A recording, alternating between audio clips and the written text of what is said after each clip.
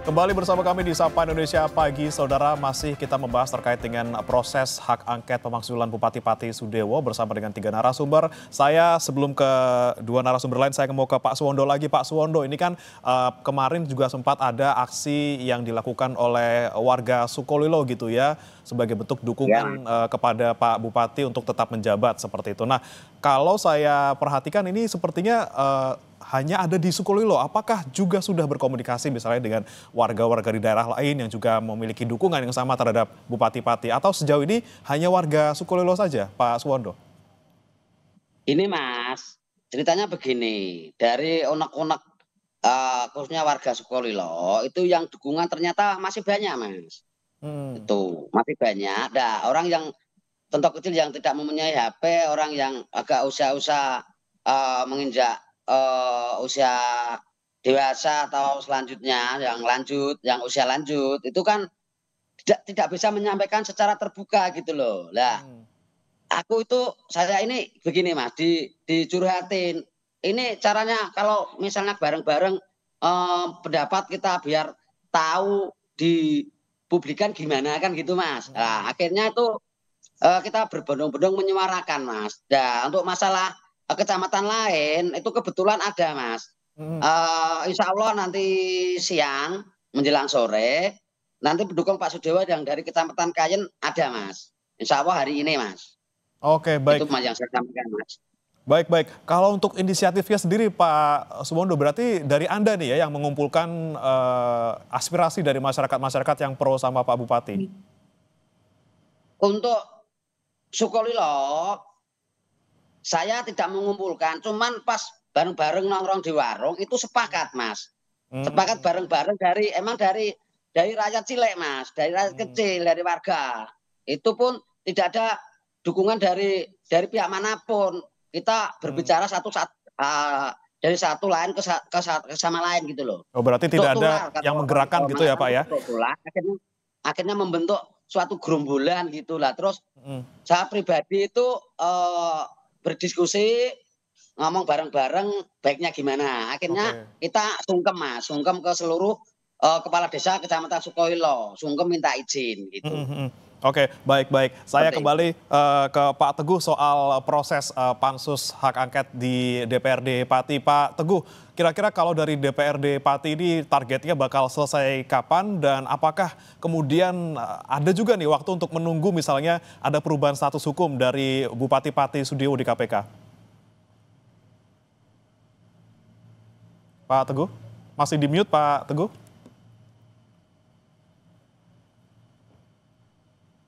Pak Teguh, bisa dengar suara kami Pak? Oke, baik, saya akan ke Mbak Bivitri dulu sambil menunggu koneksi dan juga audio dari Pak Teguh. Mbak Bivitri, lagi-lagi nih saya ingin kulik terkait dengan sekarang proses hukum yang berjalan di KPK gitu. Tadi Anda sampaikan bahwa apa yang dilakukan oleh Bupati Pati Sudewo yang diduga disangkakan dilakukan oleh Pak Bupati Sudewo ini dilakukan sebelum menjadi bupati, ketika menjadi anggota DPR seperti itu. Tapi apakah ini bisa menjadi salah satu pertimbangan gitu Mbak Bivitri dalam rapat pansus untuk memakzulkan Bupati Pati, walaupun memang ini di 2 kasus yang berbeda seperti itu? Pertimbangan untuk didiskusikan ya bisa saja. Tapi kalau kita benar-benar mengacu pada isi undang-undang pemerintahan daerah yang terkait soal hak angket, dia tidak akan masuk sebagai materi dari berkas yang akan disampaikan oleh DPRD kepada Mahkamah Agung. Jadi itu memang proses yang terpisah.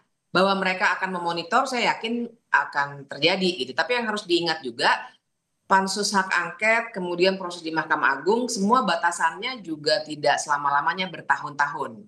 Nah, Oke. sedangkan yang namanya proses hukum tipikor di KPK itu agak lama ya, walaupun KPK juga ada hari-harinya begitu ya. Tapi yang harus diingat, pemberhentian sementara misalnya baru bisa dilakukan kalau kasus sudah masuk ke pengadilan. Ketika ada registrasi perkara, jadi sudah jadi terdakwa, baru bisa diberhentikan sementara. Nah, jadi Pak, saya menduga, apalagi sekarang kan Pak Sudewo belum menjadi tersangka. Hmm. Statusnya masih saksi sampai dengan kemarin, saya monitor terus tuh. Jadi sampai dengan dia tersangka, diperiksa lagi, kemudian jadi terdakwa, pasti makan waktu akan lebih lama. Jadi saya kira ini jalannya bersisian saja. Karena mungkin nanti akan kesusul lagi di Mahkamah Agungnya nanti 2 bulan begitu ya. Artinya dia tidak saling mempengaruhi secara langsung. Oke, tidak saling mempengaruhi secara langsung. Saya kembali ke Pak Teguh. Pak Teguh sudah bisa mendengar suara saya, Pak? Baik, Mas. Ya, Pak Teguh, tadi pertanyaan saya targetnya untuk selesai ini kapan nih sampai akhirnya ke MA paling tidak untuk tahap yang selanjutnya? Baik, Mas. Kalau bicara tahapan, mestinya kan 60 hari dari terbentuknya pansus itu. Tetapi kami meyakini kami akan kerja ekstra dengan teman-teman pansus dan kami mendengarkan masukan beberapa tokoh masyarakat, tokoh agama, sekaligus kita mengumpulkan data, bukti dan semuanya sehingga kami meyakini tidak sampai 60 hari kami akan bisa menyelesaikan. Begitu, Mas. Oke, walaupun tadi kata Mbak Bivitri tidak saling terkait gitu ya, apa yang terjadi di KPK dengan yang di Pansus, tapi apakah kemudian apa yang proses hukum saat ini dihadapi oleh Pak Sudewo ini akan juga menjadi pertimbangan dan juga dibahas di rapat, Pak Teguh? Kami sekali lagi sama dengan pendapat Bivitri karena ini beda ya, beda konteks antara pansus dengan proses hukum yang dihadapi oleh Pak Bupati. Yang jelas kami akan on the track dengan tugas dan kewajiban kami selaku pansus. Kami tidak akan masuk ke dalam urusan terkait dengan KPK, Mas. Oke, lagi-lagi terpisah dua kasus ini. Kemudian saya kembali ke Pak Suwondo untuk menanyakan bagaimana nih Pak Suwondo. Kita kan lihat ini ada dua proses yang dihadapi oleh Pak Bupati Sudewo. Pertama soal pemakzulan dengan berbagai macam poin-poin, ada 12 poin di sana. Kemudian ada juga proses di KPK terkait dugaan korupsi. Nah, dengan adanya dua proses hukum ini yang menjerat ataupun yang melibatkan Pak Sudewo, dukungan tetap solid ataupun gimana Pak Suwondo melihat ada dua loh ini Pak yang sedang berlangsung. Ya Mas ya, terima kasih. Ya kalau masalah kasus Pak Sudewo yang mengenai dalam adanya demo tanggal 13 Agustus kemarin, dalam arti itu kan asal munculnya kan kenaikan PBB Mas, ya toh. Kenaikan PBB itu muncul ada suara-suara demo. Di demo adanya kenaikan PBB yang senilai 250% itu. Dan ditambahi dengan arogannya Pak Sudewo berkata bahwa jangankan 50.000 pun saya tidak gentar. Itu emang manusiawi, itu emang kesalahan Pak Sudewo. Akan tetapi di situ kan sudah dibatalkan Mas. Itu yang pertama. Yang kedua udah minta maaf. Itu kalau misalnya jadi apa itu namanya menjenderai Pak Sudewo biar hukum yang berjalan Mas, itu menurut saya pribadi. Oke, tapi kalau misalnya ternyata kemarin tidak tetap diberlakukan gitu gimana Pak? Tetap didukung juga? Ya dukungan tetap mengalir dari satu ke desa dari khususnya Sukoilo, nanti ada dukungan lain yang hari ini ke Kecamatan Gayen. Tetap didukung karena setahunnya apa itu namanya warga Cile itu setahunnya selama dia menjabat itu pembangunannya itu udah berjalan banyak Mas, gitu loh. Nah, masalah pendukung itu berbicara gerombol itu begini Mas. Oh sing jenenge wong ya ora ana wong sing sempurna lah. Kan taunya mau sekedar kenaikan PBB Mas dari warga kecil gitu loh Mas. Oke, paling ora wis dibatalke ya Pak yo. Masalah kasus lain itu udah dibatalin PBB-nya Pak ya. Setelah ada demo Mas. Jadi kita tidak bahas masalah kesalahan Pak Sudewo yang nanti ada korupsi dan lain itu. Saya tidak membahas Mas, biar hukum yang berjalan kita menghormati hukum Mas. Seperti itu Mas. Oke, proses hukum dihormati. Kemudian saya kembali ke Mbak Bivitri. Mbak Bivitri, ini kan prosesnya masih panjang nih Mbak ya, dari DPRD ke MA, kemudian dari MA ke DPRD lagi, baru ke Menteri gitu ya kalau nggak salah prosesnya. Ini dengan proses yang sangat panjang ini Mbak Bivitri, kemudian hambatan-hambatan apa nih yang kemudian bisa terjadi di tengah-tengah proses ini? Yang pasti hambatan politik ya. Jadi kita juga bisa punya dugaan. Kalau analisis saya nih, saya angkat ke level nasional sedikit ya Mas ya. Jadi tentu saja akan ada keengganan dari presiden adanya kalau ada bupati atau kepala daerah yang diturunkan. Apalagi orang ini dari partai yang sama dengan partainya presiden, yaitu Gerindra. Jadi sangat mungkin nanti di situ ada intervensi-intervensi yang dilakukan karena kita paham bahwa partai-partai politik itu biasanya yang bekerja kan di level elit di Jakarta. Nah ini kalau saya sih tidak mengendorse, tidak setuju kalau ini dilakukan. Karena bagaimanapun persoalan yang terjadi di daerah itu tidak bisa diselesaikan di Jakarta. Dan perspektifnya juga akan sangat berbeda. Nah mungkin nanti tantangannya di sini. Karena kan pengambilan keputusan di DPRD itu kan harus diikuti oleh semua fraksi. Fraksinya Pak Teguh, tapi juga fraksi-fraksi lainnya. Yang kalau tidak salah, kayak saya tidak salah ada 8 fraksi ya Pak Teguh. Mohon koreksi kalau salah. Nah, jadi kan ketika fraksi mengambil keputusan, artinya akan ada pasti koordinasi atau konsultasi dengan Dewan Pimpinan Pusat Partai masing-masing, tidak hanya di level cabang maupun wilayah. Nah, mungkin saja di situ terjadi intervensi. Tapi saya harap tentu saja tidak ya, karena bagaimanapun kita harus hormati proses apa yang terjadi di daerah, bukan yang di Jakarta. Oke, baik. Pak Teguh gimana Pak Teguh, kalau dari fraksi-fraksi di DPRD Pati apakah masih solid untuk terkait pemakzulan ini atau seperti apa Pak? Baik, sampai detik ini izin koreksi Mbak, ada 7 fraksi yang kami bahas di Pansus dan semuanya sudah solid, tidak ada yang kanan kiri atau gimana, tetapi masyarakat kan bisa menilai nih.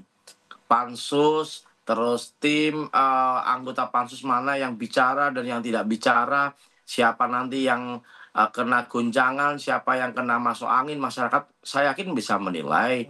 Tetapi prinsipnya dari ketujuh fraksi ini sepakat untuk melakukan hak angket dan kami meyakini sekali tidak ada intervensi dari pihak manapun maupun dari partai-partai yang ada di Jakarta. Terutama partai kami ya Mas, partai kami jelas, fraksi kami didorong untuk di belakang masyarakat, kami harus berjuang dengan masyarakat, apa yang dikehendaki masyarakat pasti kami perjuangkan, begitu Mas. Apalagi kita bisa menyaksikan bersama-sama rapat pansus, jadi kita bisa pastikan ya Pak ya, kita harapkan juga tidak ada intervensi di sana, kita bisa saksikan bersama-sama langsung rapat pansusnya. Baik, sebelum kita akhiri, saya mau ke Pak Suwondo lagi. Pak Suwondo, ini lagi-lagi bagaimana kemudian harapan masyarakat khususnya di Sukolilo dan juga mungkin di sekitarnya yang saat ini masih mendukung Pak Bupati Sudewo, kemudian apa yang diharapkan dari proses yang sedang berjalan sekarang? Ya, harapan khususnya warga Sukolilo ya setahunnya kan Pak Sudewo jabatnya sudah membangun. Harapannya ya Pak Sudewo harapannya tetap menjadi Bupati Pati periode 2025 sampai periode 2030 dan selalu mendukung agar dia tetap menjadi Bupati Pati karena tahunnya warga masyarakat kan itu bagi khususnya warga Sukolilo itu kan manusia tidak ada yang sempurna, itu catatan untuk warga Sukolilo. Karena setahunnya kan cuman kasusnya itu gini Mas, kasusnya cuman kenaikan PBB dan kesalahan omongan dengan arogansi Mas. Kalau masalah kasus lain itu biar hukum yang berjalan, biar yang tahu-tahu itu. Kalau pihak sini tahunya emang pendapat dari khususnya warga Sukolilo masih mendukung penuh adanya Pak Sudewo sebagai Bupati Pati Mas. Oke, Pak Suwondo, terakhir nih saya pengen pastikan lagi nih Pak Suwondo, kalau kita andai-andaikan gitu ya, ini PBB-nya ternyata tetap naik, itu tetap dukungan nggak sih Pak dari warga Pak? Ya kalau saya pribadi asalkan gini loh Mas, sebenarnya saya akui ya itu tetap jadi permasalahan. Ya dukungan tetap ya kecewa. Kalau masalah PBB naik saya akui kecewa. Tidak setuju kalau naik begitu besar. Tapi kenainya kalau emang nggak membebani rakyat ya saya setuju gitu Mas. Dari 250% itu membebankan nggak sih Pak kalau menurut Pak Suwondo dan juga warga Pak? Ya beban ya Pak ya.